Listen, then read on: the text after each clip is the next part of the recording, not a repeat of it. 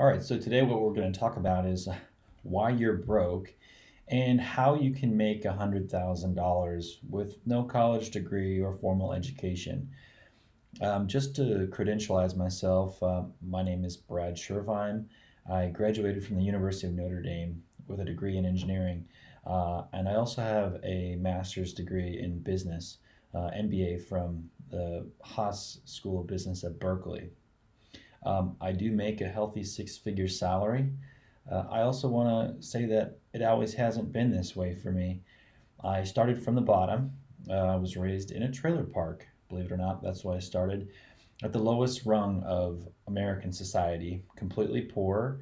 And I actually was never given any money from outside sources after the age of 17. So I'm pretty confident that I am an authority on what it means to be broke and also how easy it is to accumulate wealth. Uh, Broke is a mentality, being poor is a mentality. People who are poor don't have money because they don't save. Every American citizen comes across money, whether you save a penny or $50,000 a year. Saving is saving. The problem that most people run into is they feel that they don't make enough money to save.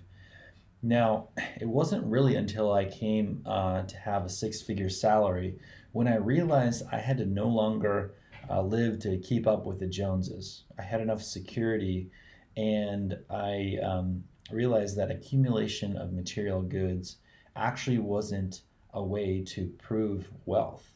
Wealthy people, believe it or not, look poor, and poor people look wealthy. And I'll explain that here. When you don't have much money and you want to prove to other people that you have money, you spend your entire paycheck trying to look the part of someone who is a level up in society above you. Now, if you actually have wealth, you know that you can't afford to spend it, and you don't. So you save as much as you can from every single paycheck. Now, those who are poor save their money in depreciating assets. For example, clothing. As soon as you buy it, it is a depreciating asset that eventually goes to zero value. Vehicles. Vehicles are a depreciating asset that eventually goes to zero.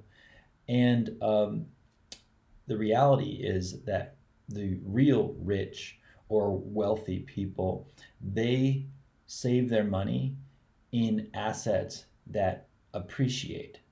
So the common investments that you might think about is instead of buying a car, you would invest that same amount of money into the stock market in the S&P 500.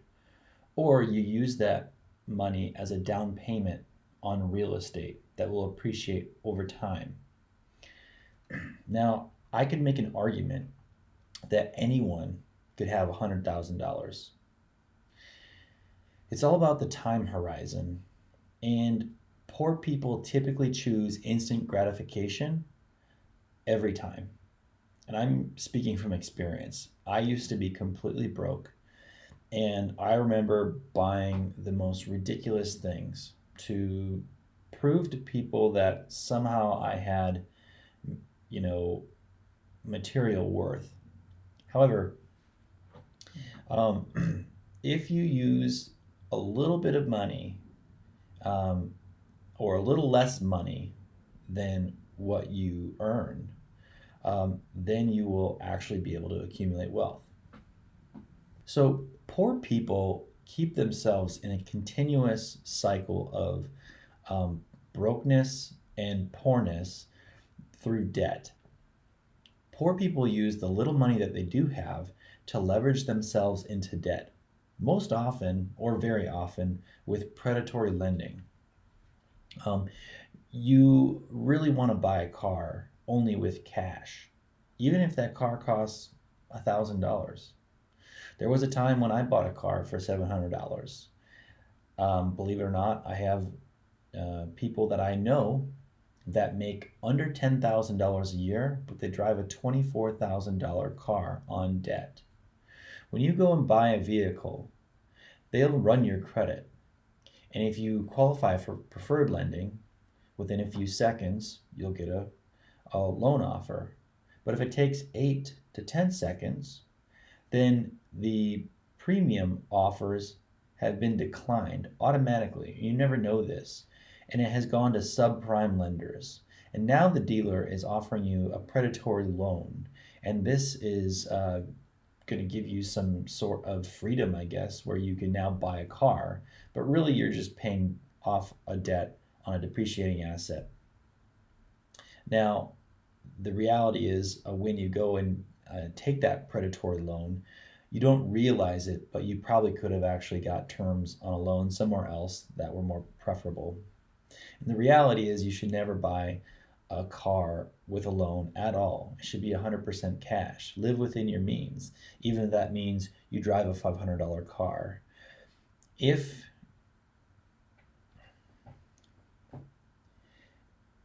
you can get over your pride of not being ultra wealthy, then you can accumulate wealth.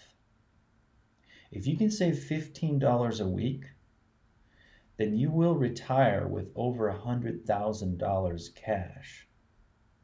It might take 30 years to accumulate that wealth, but consider that just for a moment.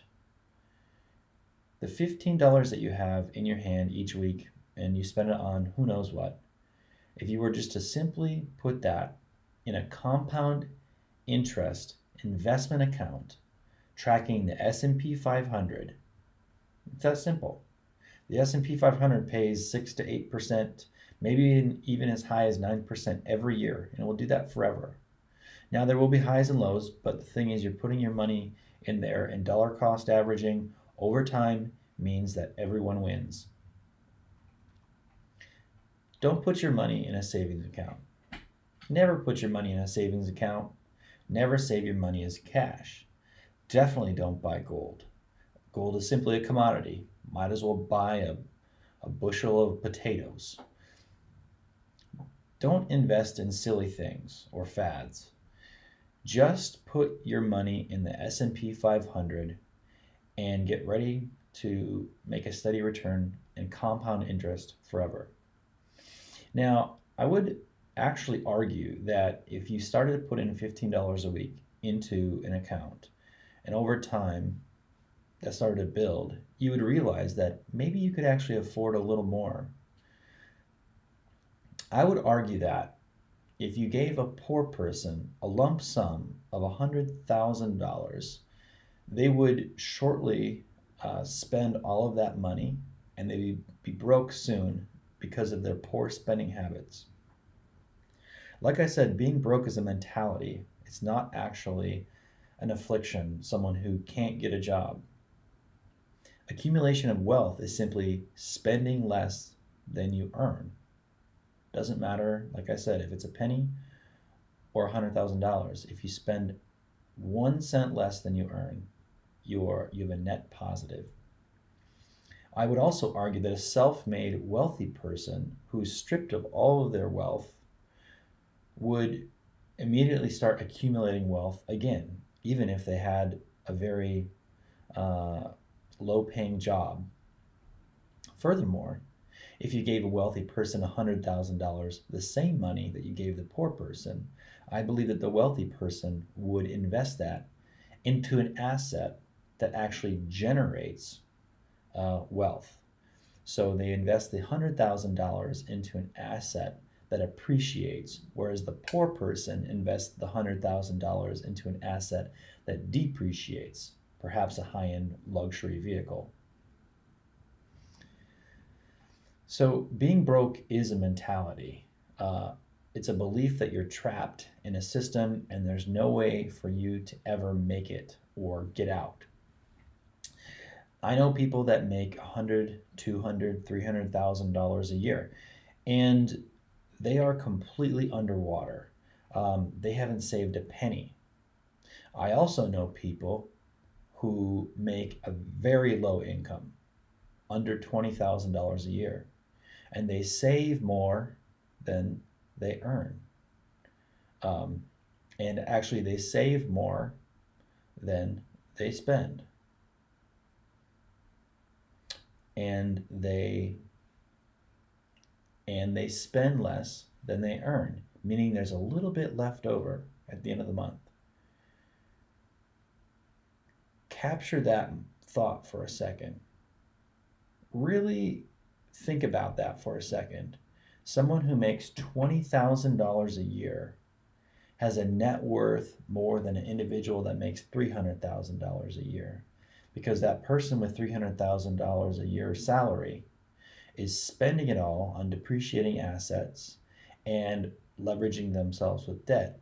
And that person that makes $20,000 a year is saving $500 a year in a compounding interest account that tracks the S&P 500, and in 20 or 30 or maybe 40 years they may have as much as $100, $200, or $300,000. One of the most important things that I always tell everybody about money is it's not about how much you spend. One of the things that I tell pretty much everybody about money, it's not about how much you quote unquote save. It's about how much you spend. And I think these two words often get used interchangeably. But let me really break this down.